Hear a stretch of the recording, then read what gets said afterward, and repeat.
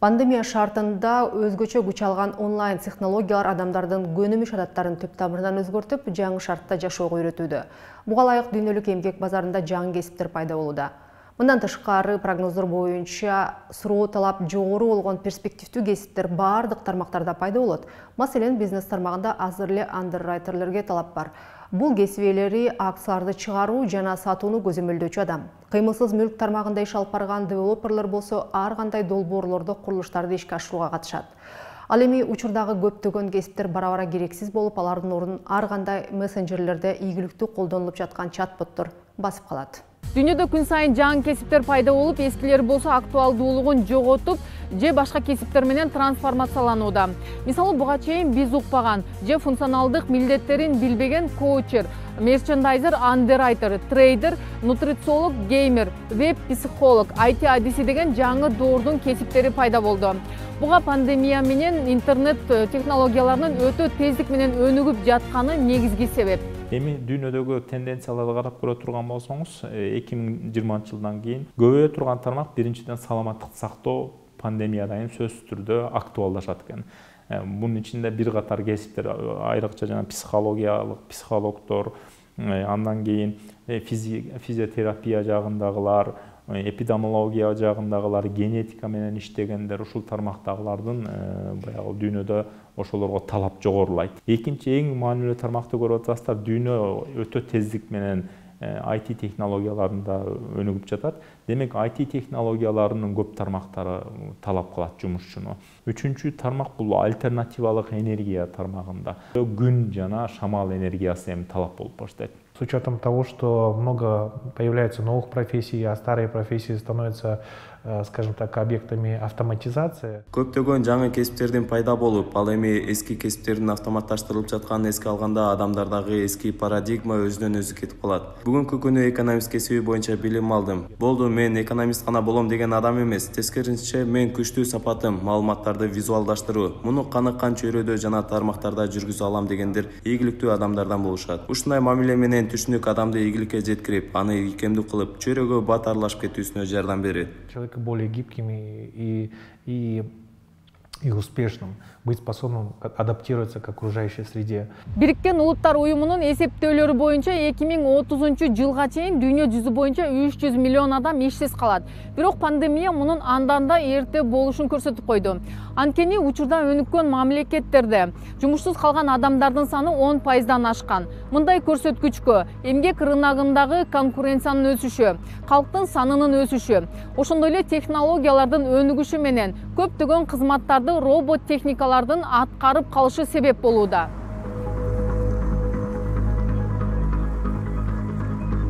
Дүйнөлүк божомолдор боюнча пандемиядан кийин 7 негизги тармак өнүгүүгө дуушар болот. Алар саламаттык сактоо тармагы, IT технологиялары, альтернативдик энергия тармагы, эл аралык укук тармагындагы кадрларга талап күчөйт, маркетинг, контент түзө билүү, жашыл айыл чарба. Пандемия учурунда мамлекеттерге продукция алып келүү да кыйынга турду. Азыр жакшы мамлекеттик резерв менен же кандайдыр бир жолдор менен товарлар кирип чыгып атат. Бирок эгерде ушундай шарттар түзүлүп кала турган учур болсо, ар бир район, ар бир айыл өзүнүн ичинде ошо тамак аш коопсуздугун камсыз кылыш керек болуп калат. Мисалы, Кыргызстандын ичинде 40 канча район болсо, ар бирин карантинге алып койгон учурда өзүнө жеткидей болгон тамак ашын өндүргөн абалга жетишибиз керек экен да. Жашыл айыл чарба деп атабыз, альтернативалуу. Мисалы, бир жерден кыргыздар айдап 10 центнер алып атса, голландиялыктар бүгүн 100 центнер алып атышат. Биз ошол технологияларды өздөштүрүп, айыл чарба жагын карашыбыз керек. Учурда олуттук компаниялар мурдагыдай жогорку билимдүү адистерге эле эмес, компьютердик технологияларды мыкты билгендерге кызыгып калды. Бирок жогорку окуу жайлар студенттерди заманбап билим менен камсыз кыла албай жатканы айтылып келет. Себеби аларды жумушка алган мекеме кайра башынан үйрөтүүгө мажбур болот. Многие навыки, которые навыки 21 века. 21-кылымда зарыл болгон жөндөмдөр аныкталган бир предмет катары үйрөтүлбөйт. Ал күнүмдүк жашоодогу байланыштар аркылуу ар тараптан берилет. Мисалы, эмоционалдуу интеллектти алып карасак, мында адам уга билүүнүн зарылчылыгын, маалыматты алып, кайра байланышка чыгууну үйрөнөт. Бизде эски система уланып, бардыгы мугалим айткандай көчүрүп жазып отура беришет. Бирок бул билимдердин бардыгы китептерде, интернетте бар. Анткени менен бул парадигма дагы деле өзгөргөн жок. Система остается, как опять-таки, когда все сидят там переписывать то, что пишет учитель, хотя это все знания есть уже в интернете, эти все знания есть в учебниках, и вот эта парадигма еще не меняется. Биздин Кыргызстанда бүтүрүп жаткан жогорку окуу жайларды, орто кесипчилик окуу жайларды жана башталгыч кесипчилик окуу жайларды бүтүргөн балдар бүгүн биздин эмгек рыногундагы талаптарга жооп бербейт. Эч бир компания алып атканда университеттин же бир ПТУнун бүтүрүүчүсүнө могул жакшы адис экен деп толук айта албайт. Баардык компания, баардык фирма өзүнүн адамын өзүндө иштеп аткандан кайра тарбиялап чыгат да. Мигранттарыбыз барып атат. Мигранттар барганда ортоңку жана ылдыйкы катмардагы жумуштарды алып атат. Эмнеге? Алар кетип атканда колдорунда кесип билгендиги тууралуу сертификациясы жок, эл аралык аккредитациядан алар өткөн эмес. Мындан кийин бизге жана килейген кампустарды салган, имараттарды эйлеген университеттер эмес, кичинекей бутик университеттер, өзүнүн кампусун диджитал кампус деп коебуз, жана санариптешкен кампустарды уюштуруп алган университеттерге талап күчөйт. Жөнөкөй имараттарды эйлеп бош жаткан, музейге айланып калган университеттер мындайча айтканда уже студенттер кирүүнү да каалабай баштайт да. Мобилдүү билим берүү, гибриддик билим берүү деп коебуз, ошол системаны да алып келишибиз керек. Ички эмгек рыногу санарип технологияларынын таасири алдында дээрлик өзгөргөн жок. Бирок тездик менен өнүгүп жаткан санариптешүү биринчи кезекте экономика тармагы мамлекетке буга чейин болуп көрбөгөндөй кыйынчылыктарды жаратууда. Андыктан жаңы шарттарда калкты иш менен камсыз кылуу көйгөйлөрүнө көңүл буруу абдан маанилүү. Бүгүн өзүн жаңылап, өзүнүн кызматын инновация менен байланыштыра албаган баардык кызматтар жоюлат. Билим берүү деле ошого баратат да. Мына көрүп атасыз, азыр Zoom менен, WhatsApp менен тиги мына сабак өтө албаган мугалимдер сабак өтө албай эле отуруп калды да, турабы? Биринчиси бул адаптация жана ийкемдүү болгон адамдар. Баягы турмушка жараша өзү ийкемдүү өзгөрө билген адамдар. Экинчи жагынан карап көрсөң, техникалык жөндөмдүүлүктөрү болгон адамдар. Мындайча айтканда, элементарный компьютерди колдоно билүү, ошону интернет менен байланыштыруу маселелери сыяктуу. Үчүнчү жагын карап көрсөңүздөр, чыгармачыл, жаратмандык болгон адамдарга талап көбөйүп жатат. Баягы креативный деп коебузбу. Андан кийин дата тармагын өздөштүргөн адамдар. Санариптик экономика Кыргызстандын рыногун 4 негизги өзгөрүүгө дуушар кылат. Өндүрүштү кыскартып, тейлөө тармагында иштеген адамдардын санын көбөйтүү, аралыктан иштөө практикасын жайылтуу, көптөгөн салттуу кесиптердин квалификациясына олуттуу өзгөрүшү, ошондой эле жаңы кесиптердин пайда болушу менен айрым салттуу кесиптерди кыскартуу же жоюу. У нас стоит такой даже две задачи, как преобразование его для... Биздин алдыбызда эки тапшырма турат. Биринчиси кайрадан жогорку билим берүүдө жаңы көндөмдөрдү кандайча камсыз кылаарын аныктоо. Экинчиси бул эмгек рыногунда алдыга озуп чыгуу үчүн жогорку окуу жайларга кандай жөндөмдөрдү алып келишибиз керек. Башкача айтканда, атайын алдын ала иштерди жүргүзүү, келечектеги кесиптердин жөндөмдөрүн прогноздоп, келечек муунду ошого даярдашыбыз зарыл. Себеби мен жүргүзгөн иликтөөнүн бирден бир жыйынтыгы көрсөткөндөй, айрым жеке секторлор жаңы кесиптер, алардын ишканаларынын өнүгүшүнө, алдыга жылышына, өндүрүмдөрүн жогорулатып, атаандаштыкты жаратаарын, ийгиликке жеткирерин билишпейт. Порой частный сектор даже не до конца понимает, какие навыки и знания нужны их компании и предприятий, и как эти знания могут позволить их компании быть более конкурентоспособными и успешными.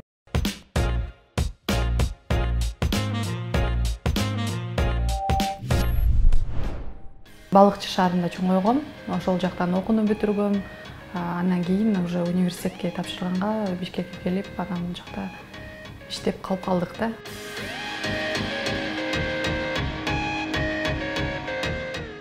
Искусство университетин аяктагам, режиссура кино жагынан өзүбүз ошол киноиндустриядан баштап келгенбиз. Бүгүнкү күндө азыр бизде 10 күмүш кнопка бар, баскычты. Анан алтындан 3 баскыч бар. Бриллиант жок. Бриллиант азырынча жок. Буюрса ошо бриллиант үчүн аракет кылып атабыз.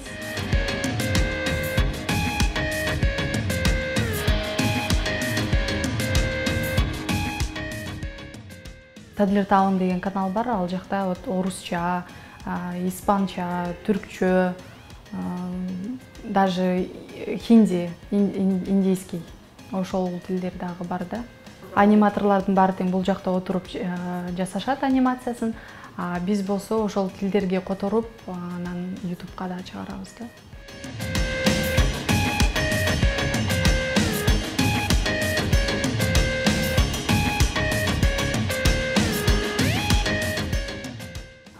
биз ошо биринчи баштаганда детский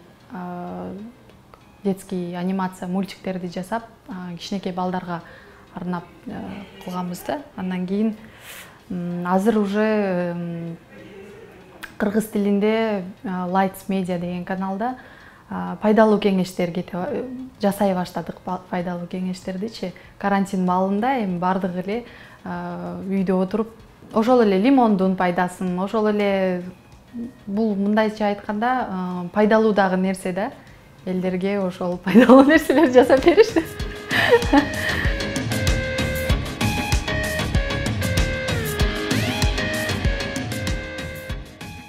Негизи тренингтерди дагы дайыма өткөрүп турабыз да.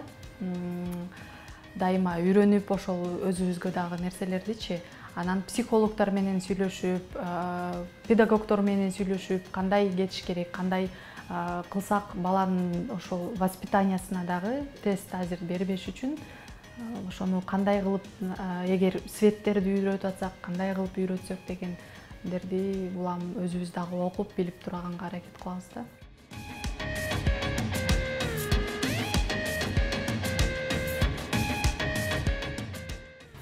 кабинети. Бул жакта аниматорлор отурат. Аниматорлор азыр ошо карантинге жараша 4 аниматор отурат экен азыр. Калгандар үйдөн иштеп атат. Үйдөн деле жасап, жөнөтүп иштей берсе болот негизи. Тадлер Таунга караганда персонаждар көп болот окшойт биякта, Мага сложно келди. Башында аз болчу аябай эле, азыр көбөйүп калды аниматорлор. Биринчиден ошо бизде окуу жайы жок, именно анимацияга үйрөтө турган. Көбүнчө ошо базовый алып Манастан келишет. Биз болсо бул жактан үйрөтүп, анан кийин иштеп калып калышканда биздин балдар деле. Кыздар көп эле, кыздар дагы девушки, они усидчивые, да, вот поэтому девушек тоже много.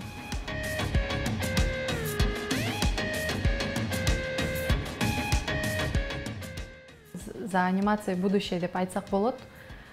Эмнеге дегенде, на недавние события, да, коронавирус деп калды, но ошого карабастан иш кете берди. Ошол жагы токтобойт. Бул анимация менен Кыргызстанда эле эмес, дүйнөгө жасап чыгарса болот. Мына мисалы Алтынай азыр бизде казактардын проектисин жасап атабыз. Мультсериал, анимационный мультсериал. YouTube'га гана эмес, ошол башка өлкөлөргө же өзүбүздүн өлкөбүзгө болобу телевиденияларга кеткенге дагы мультиктерди жасаса болот да, анимация тармакта.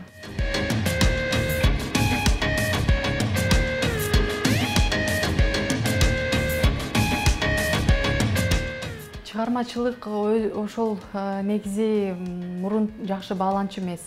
Азыр болсо эми бардыгы тең азыр роботизированный болуп кетсе, бул чыгармачылык нерсе робот кыла албайт да. Ошол эле художник болобу, ошол эле музыкант болобу да. Ошон үчүн чыгармачылыкка аябай көңүл буруш керек, кичинекей кезден эле ошол жактарды өнүктүрүш керек да. Бүт эле нерсе ошол чыгармачылык менен кетет. Анан азыр чыгармачылык менен IT тарап кошулса, анда уже тоже чоң нерсе.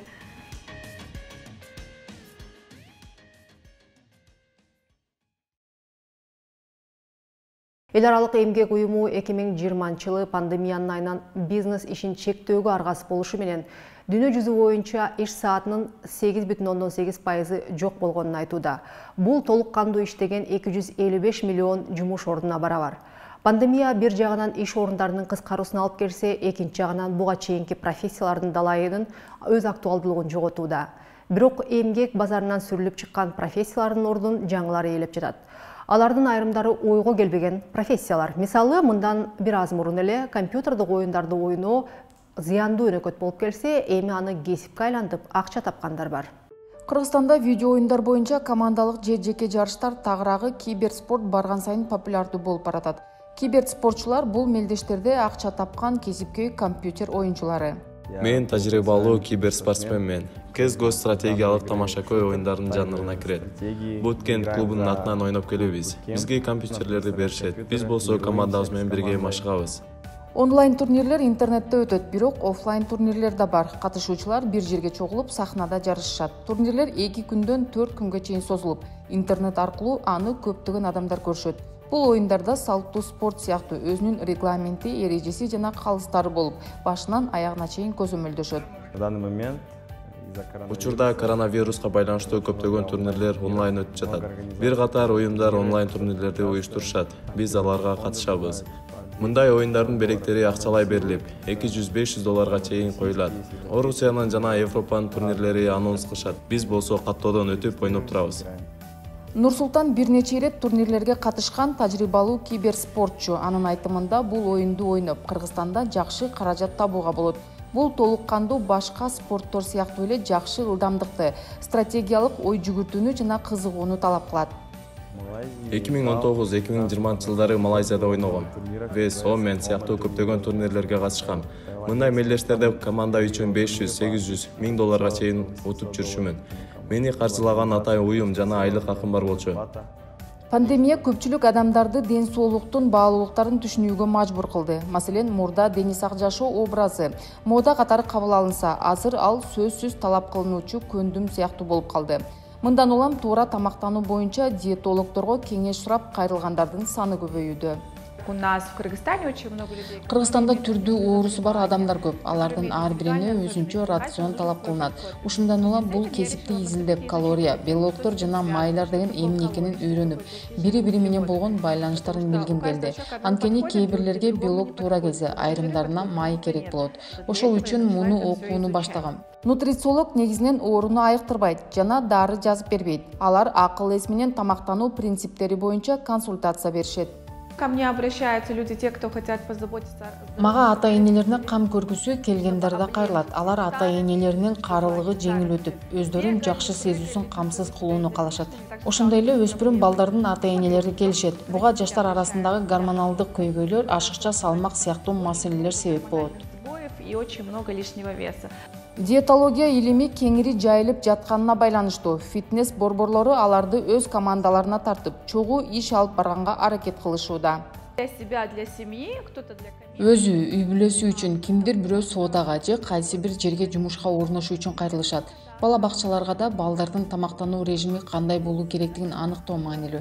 Мектеп окуучусунун энергиясын толуктап туручу кайсы азыктар керек. Ошондой эле жогорку окуу жайларга да бул керек. Ал эми медициналык борборлордо тамактануу операциядан калыбына келтирүүчү тамактарды ичүү таптакыр башка. Ошондуктан суроо талапка жараша учурда адистер көбөйүүдө. Оюндарды жана анын мазмунун түзгөн адистерге да муктаждык өсүүдө. Ньюзо аналитикалык тобунун 2021 жылга берген прогнозуна ылайык, видео оюндарына кызыккандардын саны 2 миллиардка жетет. Буга ылайык гейм дизайн барган сайын көбүрөөк суроо талапка ээ болот. Работа на самом деле очень веселая, ты придумываешь. Жумуш негизинен абдан көңүлдүү. Анткени сен оюндарды ойлоп табасың. Мисалы, бир оюндун шарты боюнча аюу балык менен кошо чуркап, башка бир жаныбарды коргонушат. Макул, биз эмне кылышыбыз керек? Кандай кыйынчылыктар бар? Мына ушинтип оюндун андан ары улантып кетебиз.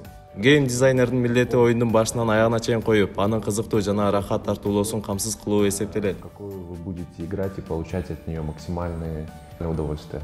Оюн индустриясы Кыргызстандын IT адистерине өлкө үчүн кызыктуу жана тааныш эмес чөйрөнү, компьютердик оюндарды түзүүнү сунуштап жатат. Анткени кыргыз программисттери сайттарды жана мобилдик тиркемелерди жасашат. Геймдев компаний у нас не так много.